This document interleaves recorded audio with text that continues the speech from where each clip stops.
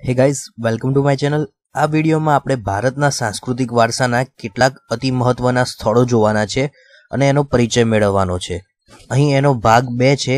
આપણે આગળ એનો પ્રથમ ભાગ અપલોડ કરેલો છે। જો આપે જોવાનું ચૂકી ગયા હોય તો ઉપર આઈ બટન ઉપર ક્લિક કરીને જોઈ શકો છો અથવા તો અમારી ચેનલની પ્લેલિસ્ટમાં જઈને પણ જોઈ શકો છો।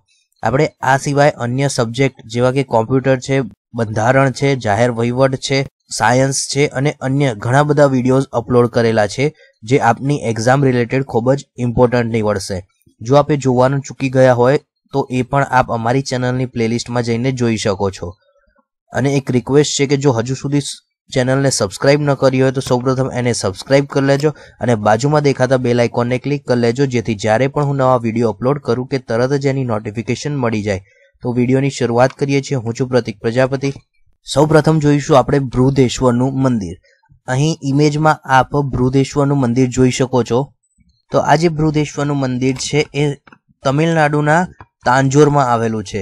ઓકે, અને આ ક્વેશ્ચન પૂછાયેલો છે એક્ઝામમાં કે બૃહદેશ્વરનું મંદિર કયા રાજ્યની અંદર છે, તો જવાબ આવશે આપણો તમિલનાડુ। ઓકે, ત્યારબાદ આગળ વાત કરીએ કે આ મંદિર છે જે એ ઈસવીસન 1003 થી લઈને 1010ના સમયગાળા દરમિયાન બાંધવામાં આવ્યું હતું અને આનું જે બાંધકામ છે એ કયા રાજાના સમય દરમિયાન થયું હતું, તો જે ચોલ વંશનો એક રાજા હતો જેનું નામ હતું રાજરાજ પ્રથમ। ઓકે, તો એના દ્વારા આ બૃહદેશ્વર મંદિરનું નિર્માણ કરવામાં આવ્યું છે। જનરલી આ જે ચોલ મંદિરો છે એટલે કે બૃહદેશ્વરનું મંદિર છે એ દેવાધિદેવ શિવનું મંદિર છે। ઓકે, શંકર ભગવાનનું મંદિર છે। શિવ એ મહાન દેવ ગણાતા હોવાથી આ મંદિરને આપણે બૃહદેશ્વર મંદિર તરીકે ઓળખીએ છીએ। અને આ જે મંદિર છે એનું નિર્માણ એ દ્રવિડ સ્થાપત્ય શૈલીમાં કરવામાં આવેલું છે। અને આ ક્વેશ્ચન લાસ્ટ નહીં અને એની આગળના વર્ષમાં જે જીપીએસસી લેવાઈ હતી એમાં પૂછાયો હતો કે બૃહદેશ્વરનું મંદિર કઈ શૈલીમાં નિર્માણ થયેલું છે, તો એ આવશે દ્રવિડ શૈલીમાં। વાત કરી લઈએ આ મંદિરની, તો આ જે મંદિર છે એ 500 ફૂટ લંબાઈ અને 250 ફૂટ પહોળાઈનું છે। તેની આસપાસ કોટ બનાવવામાં આવેલા છે અને જેનું શિખર છે એ જમીનથી જોવા જઈએ તો લગભગ 200 ફૂટ જેટલું ઊંચું છે। અને તે સમયે બૃહદેશ્વર મંદિરની ગણના એક ઊંચા શિખરવાળા મંદિર તરીકે થતી હતી। ઓકે, તમે જનરલી જે દક્ષિણ ભારતના મંદિર જોશો તો એના જે ઊંચો પ્રવેશ દ્વાર હોય છે જેને આપણે ગોપુરમ કહીએ છીએ એના માટે વખણાય છે, એના માટે ફેમસ હોય છે। ત્યારબાદ કે આ જે મંદિર છે એમાં ભવ્ય શિખર, વિશાળ કદ અને કલાત્મક સુશોભનને કારણે આ મંદિર આખા ભારતના સ્થાપત્ય કલાનો એક અદ્વિતીય વારસો ધરાવે છે। અને બૃહદેશ્વર મંદિરનો સમાવેશ છે એ દક્ષિણ ભારતના ભવ્ય મંદિરોમાં પણ કરવામાં આવે છે।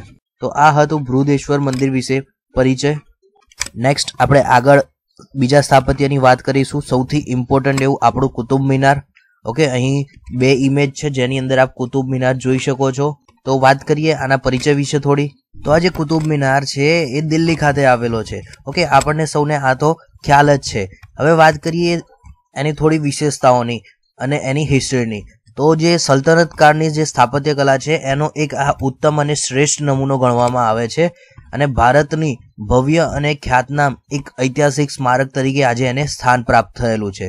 12મી સદીના અંતના ભાગમાં દિલ્હીની અંદર જે ગુલામ વંશનો પ્રથમ સુલતાન હતો કુતબુદ્દીન ઐબક, ઓકે, એના દ્વારા આ જે કુતુબ મિનાર છે એનું બાંધકામ શરૂ કરાવવામાં આવે છે। ઓકે, ખૂબ જ ઇમ્પોર્ટન્ટ છે, અહીં સમજવા જેવી વસ્તુ છે કે જે કુતબુદ્દીન ઐબક છે એ કુતુબ મિનારનું બાંધકામ શરૂઆત કરાવે છે અને ત્યારબાદ જે એનો જમાઈ હોય છે ઇલ્તુત્મિશ એ આ જે કુતુબ મિનાર છે એનું બાંધકામ પૂર્ણ કરાવે છે। ઓકે, એટલે કે આના બાંધકામના મુખ્ય 2 જે શાસકો છે, સુલતાનો છે, એમનો ફાળો રહેલો છે। એક છે કુતબુદ્દીન ઐબક કે જેને શરૂઆત કરાવી અને ત્યારબાદ છે ઇલ્તુત્મિશ કે જેને એનું બાંધકામ પૂર્ણ કરાવેલું છે।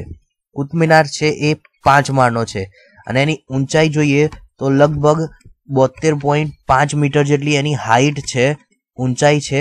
અને તમે જેમ અહીં બાજુમાં ઇમેજમાં દેખાય છે એમ કે નીચેથી ઉપરની તરફ જતા જશો તો ઉપરનો જે ઘેરાવો છે એ બહુ ઓછો થતો જાય છે। ઓકે, અને ઉપર જતા એનો જે ઘેરાવો છે એ માત્ર 2.75 મીટર જેટલો જ થઈ જાય છે। ત્યારબાદ આગળ વાત કરીએ કે આ જે કુતુબ મિનાર છે એની જે દિવાળો છે એના પર કુરાનની આયાતોને કંડારવામાં આવેલી છે। કુતુબ મિનારા તથા રચના કૌશલને લીધે વિશ્વના શ્રેષ્ઠ મિનારાઓમાં આને એક સ્થાન પ્રાપ્ત થયેલું છે. તો આ હતું કુતુબ મિનાર વિશે કેટલીક બેઝિક માહિતી. ત્યારબાદ નેક્સ્ટ સ્થાપત્ય છે હુમાયુનો મકબરો. હવે એની થોડી ચર્ચા કરી લઈએ.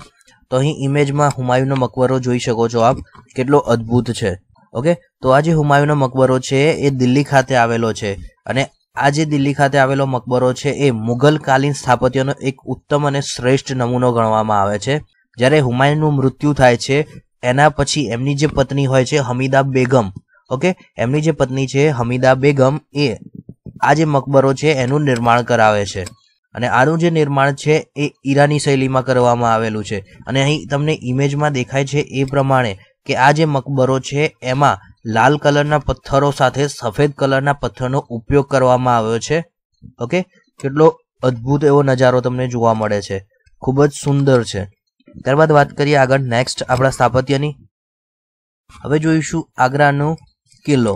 તો ઉત્તર પ્રદેશના આગ્રા શહેરમાં આવેલા આ કિલ્લાનું જે નિર્માણ છે એ લાલ પથ્થરમાંથી થયેલું હોવાથી એને આપણે લાલ કિલ્લા તરીકે પણ ઓળખીએ છીએ. ઓકે, એક લાલ કિલ્લો જે દિલ્હીમાં આવેલો છે જેની ઉપરથી દર 15મી ઓગસ્ટ 26મી જાન્યુઆરીએ આપણા જે રાષ્ટ્રપતિ છે એ ધ્વજવંદન કરતા હોય છે.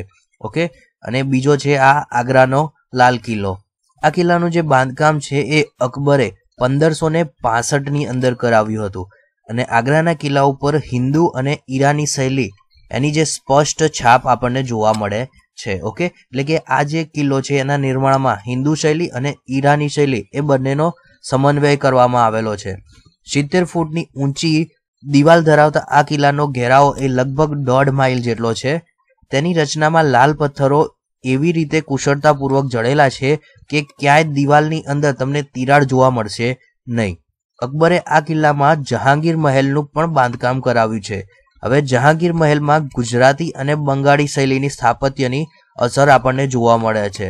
ઠીક છે, તો બે ક્વેશ્ચન થોડા ઇમ્પોર્ટન્ટ બની રહ્યા છે કે આગ્રાનો જે કિલ્લો છે એમાં કઈ શૈલીમાં નિર્માણ થયેલો છે, તો એ હિન્દુ અને ઈરાની શૈલી. હવે આગ્રાના કિલ્લો છે એની અંદર જ જહાંગીર મહેલ આવેલો છે અને જહાંગીર મહેલ એ ગુજરાતી અને બંગાળી શૈલી એની સ્થાપત્યથી બનેલો છે.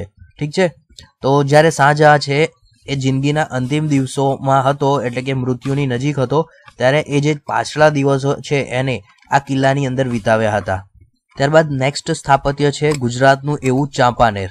ઠીક છે, ગુજરાતના પંચમહાલ જિલ્લામાં હાલોલ તાલુકામાં પાવાગઢની તળેટીમાં ચાંપાનેર ગામ વસેલું છે અને ત્યાં આ કિલ્લો આવેલો છે.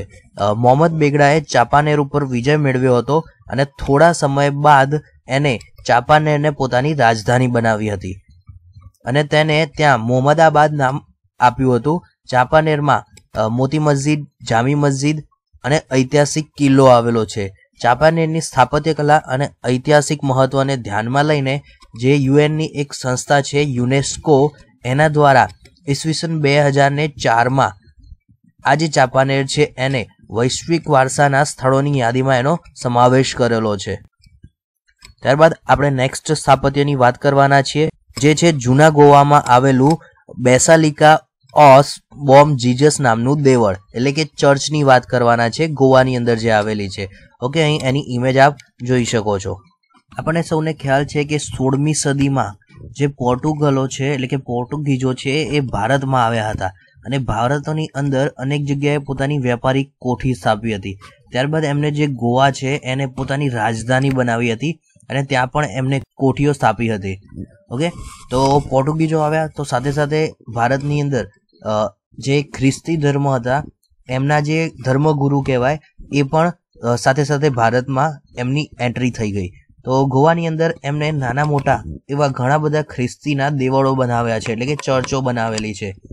ત્યારબાદ પોર્ટુગીઝના શાસન દરમિયાન જે કેથોલિક સંપ્રદાયના મહાન એવા ખ્રિસ્તી સંત ફ્રાન્સિસ ઝેવિયર એમનું આગમન ભારતની અંદર થાય છે અને એ પોતાનું જીવન ભારતમાં જ વ્યતીત કરે છે અને ત્યારબાદ ગોવાને પોતાની પ્રવૃત્તિઓ માટેનું એમનું વડું મથક જાહેર કરે છે.